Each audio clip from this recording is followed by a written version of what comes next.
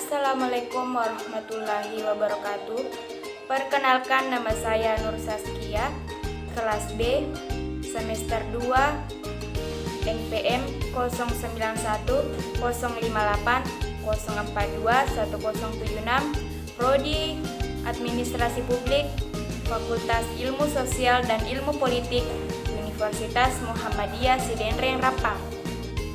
Di video kali ini saya akan membahas tentang definisi Decision Support System atau disingkat menjadi DSS, pentingnya DSS, tujuan dan fungsi DSS, karakteristik DSS, dan ruang lingkup DSS beserta contohnya. Pertama, Decision Support System atau disingkat menjadi DSS adalah sebuah sistem informasi yang memiliki basis komputerisasi. Sistem tersebut merupakan bagian sistem manajemen pengetahuan dan berperan untuk mendukung aktivitas pengambilan keputusan pada sebuah perusahaan ataupun organisasi. Decision Support System juga merupakan sistem manajemen yang mempunyai peran untuk mendorong terjadinya pengambilan keputusan dari suatu kegiatan perusahaan atau kelembagaan lainnya. Pengambilan keputusan ini adalah hal yang mendasar agar menjamin pertumbuhan prospek serta operasional perusahaan sehingga mampu bertahan dan berkembang di tengah arus persaingan yang semakin kompetitif.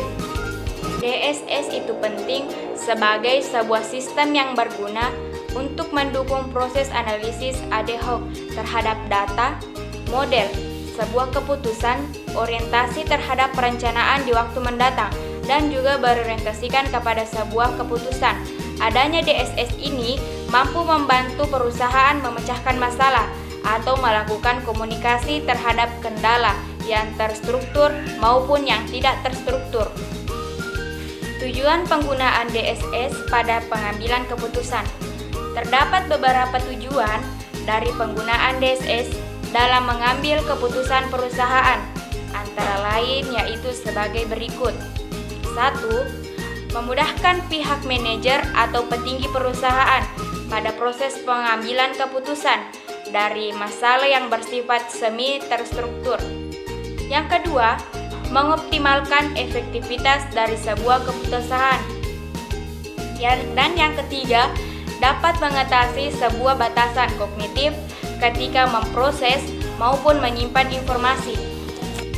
Berikut ini adalah 5 karakteristik utama yang menentukan sebuah sistem termasuk sebagai DSS. 1. Mampu membantu proses mengambil keputusan serta fokus terhadap manajemen sesuai dengan persepsi dan informasi yang tersedia. 2. Memiliki interface mesin atau manusia, di mana user atau pihak manusia masih memegang kontrol terhadap rangkaian pada proses pengambilan sebuah keputusan menggunakan DSS. Ketiga, mendukung sejumlah proses dalam pengambilan keputusan terhadap pembahasan masalah dengan lebih terstruktur, tak terstruktur, maupun semi terstruktur. Keempat, mempunyai sejumlah subsistem yang terintegrasi sedemikian rupa serta mampu berfungsi dalam sebuah kesatuan sistem secara andal. Kelima, memerlukan struktur data lebih komprehensif serta mampu memenuhi kebutuhan informasi pada seluruh tingkatan manajemen di perusahaan ataupun organisasi. Sedangkan fungsi dari DSS yaitu adalah memberikan gambaran agar perusahaan bisa menentukan keputusan secara lebih teratur, terorganisir, serta komunikatif. Beberapa tahapan Decision Support System tersebut adalah sebagai berikut. Yang pertama, fase intelijensi. Kegiatan yang dicakup umumnya akan menekan pada identifikasi, situasi, dan juga peluang serta masalah yang ada. Intelijensi pada pengambilan keputusan ini terdiri dari pemberdayaan lingkungan, baik itu secara terus-menerus ataupun secara intermittent. Beberapa kegiatan yang tergolong dalam tahapan intelijensi ini adalah mengidentifikasi masalah atau peluang, klarifikasi masalah, dan juga kepemilikan suatu masalah. Kedua, fase desain. Fase desain adalah proses penemuan atau pengembangan serta menganalisis tindakan yang memang harus dilakukan. Dalam fase ini, terdapat pemahaman pada masalah dan juga menguji solusi yang memang menjanjikan. Beberapa contoh dari kegiatan fase desain ini adalah memilih suatu prinsip pilihan, menghasilkan atau mengembangkan pilihan, dan juga menghitung seluruh hasil akhirnya. Ketiga, fase pilihan. Fase pilihan adalah suatu kegiatan dalam mengambil keputusan secara lebih kritis.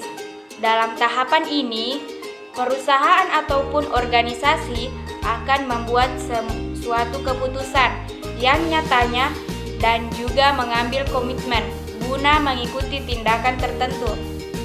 Fase pilihan ini mencakup evaluasi, pencarian, dan juga rekomendasi pada solusi yang lebih sesuai untuk model. Solusi untuk model ini adalah berbagai kumpulan yang spesifik bagi seluruh variabel keputusan pada suatu alternatif yang memang sudah terpilih. Keempat, fase implementasi. Fase implementasi adalah inisiasi pada pengendalian pada perubahan perusahaan. Fase implementasi ini akan terasa sedikit sulit untuk didefinisikan karena memiliki rangkaian proses yang panjang dan juga melibatkan berbagai batasan yang sangat tidak jelas. Yang pastinya pada fase implementasi ini dilakukan agar bisa memastikan solusi yang sudah dipilih atau direkomendasikan bisa bekerja sama dengan baik tanpa memerlukan implementasi dari suatu sistem komputer. Batasan yang terdapat pada fase pilihan juga fase desain kerap kali tidak terlihat karena kegiatan tertentu bisa dilakukan secara bersamaan. Di dalam kedua fase ini juga pengambilan keputusan seringkali beralih kembali kepada desain saat sudah berada di pasar pilihan. Ruang lingkup decision support system ini mencakup beberapa hal, dan yang pertama, membantu serta menyediakan gambaran terkait hasil dari sebuah rangkaian proses pengambilan keputusan. Kedua, menghasilkan gambaran hasil dalam tiga bentuk, yaitu tidak terstruktur, semi terstruktur, dan terstruktur, di mana gambaran tersebut dilandasi oleh masing-masing pemikiran dari pihak yang bersangkutan. Ketiga, DSS tidak sepenuhnya dilaksanakan oleh sistem komputerisasi, tetapi pengontrolannya tetap dijalankan oleh manusia yang berkedudukan sebagai pengguna. Keempat, terintegrasi pada satu sistem yang saling terhubung untuk menghasilkan gambaran hasil yang memuaskan. Menurut Turban, kelebihan DSS yang pertama, memperluas kemampuan pengambilan keputusan dalam memproses data atau informasi untuk pengambilan keputusan. Kedua, menghemat waktu yang dibutuhkan untuk memecahkan masalah, terutama berbagai masalah yang sangat kompleks dan tidak terstruktur. Ketiga, menghasilkan solusi dengan lebih cepat dan hasilnya dapat diandalkan. Keempat, mampu memberikan berbagai alternatif dalam pengambilan keputusan. Meskipun seadanya, DSS tidak mampu memecahkan masalah yang dihadapi pengambilan keputusan, namun dapat digunakan sebagai stimulasi dalam memahami persoalan. Kelima, memperkuat keyakinan pengambilan keputusan terhadap keputusan yang diambil. Keenam, memberikan keuntungan kompetitif bagi organisasi secara keseluruhan dengan penghematan waktu, tenaga, dan biaya. Selain memiliki banyak kelebihan atau manfaat keuntungan, Decision support system juga memiliki beberapa kelemahan, antara lain: 1. Sulit dalam mengandalkan sistem bisnis. 2. Mungkin akan menghasilkan suatu model bisnis yang tidak dapat menangkap semua pengaruh pada entity. 3. Dibutuhkan kemampuan matematika yang tinggi untuk mengembangkan suatu model yang lebih kompleks. Itulah materi yang sempat saya bawakan pada video kali ini. Kurang lebihnya mohon dimaafkan. Semoga bermanfaat bagi teman-teman sekalian. Semoga apa yang kita pelajari pada hari ini dapat bermanfaat bagi kita semua. Kurang lebihnya mohon dimaafkan. Billahi fisabilil haq fastabiqul khairat. Assalamualaikum warahmatullahi wabarakatuh.